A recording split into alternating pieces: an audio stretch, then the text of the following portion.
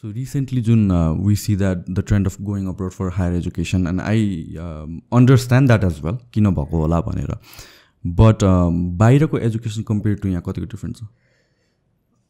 बाहिरको education system, I would say, I think it's a correlation. It's my personal thought. It's a correlation of how developed that country is. Because I'm sure you agree with me that education plays a very important role in the development of any country. True. So यो developed countries हरुको education system evolve हुँदै हुँदै आएर probably हामी भन्दा अलिकति better standard को more practical focused हैन हामी when we were in our school days, college days हैन त्यति बेला it was more important to read what was written in the textbook and answer questions theoretically on paper. Right.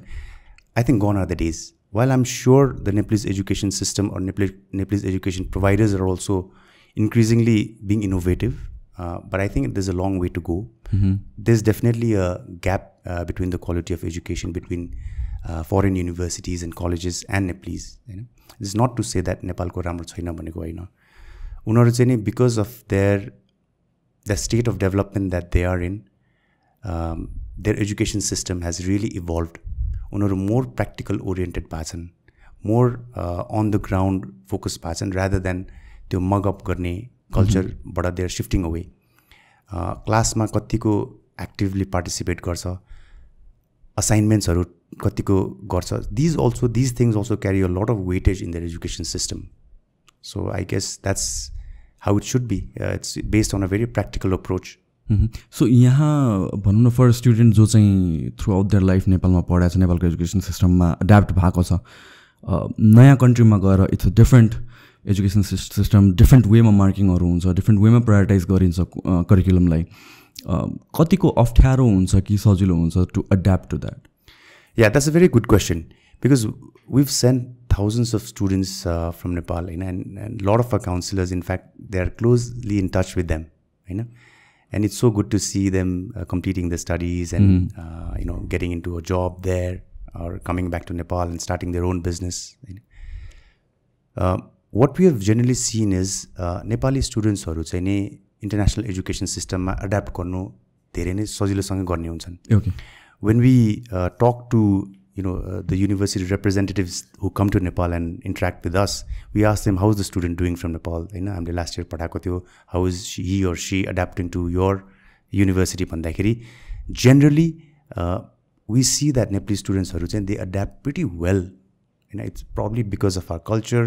Because for us it's a very huge investment because dollar ma convert gardakheri it's a very expensive affair. Right. So I guess त्यो जुन mental bhar बोकेर गएको हुन्छ, the students have a very strong desire to excel in their studies academically. So हामीले adapt गर्नेमा त्यस्तो problem चाहिँ देखेको छैन. So usually most studentहरु यहाँबाट जाँदाखेरि is it like education को लागि मात्र म पढ्छु अनि फर्केर आउँछु भन्ने हुन्छ कि like most people are searching for opportunities outside as well? Yeah, again a very interesting question. When they go, of course education has to be their priority. Right. But another very important reason why they also go and choose to go to these developed countries is these countries provide a very attractive part-time work opportunities to international students, and it's legally allowed to work. Average ma 40 hours per fortnight bhancha haina. So they can work there and earn. So it's a very good incentive for the Nepalese students to go there. It helps them decrease the financial burden on the family. Apart from that, these countries also provide something called a post-study work, right? Okay. Post-study work visa. So all of the 6 countries that we're talking about? All of them, सबैले त provide गर्दैन. They've got various policies, होइन, आफ्नो internal policy, country को policy हुन्छ. For example, Australia ले 2 देखि 6 वर्षसम्म provide गर्छ after studies. And if you go to bachelor's, there's a certain number of post-study work, right, that you can get after your studies. Masters को लागि अलि बढी हुन्छ, PhD को लागि अलि बढी हुन्छ.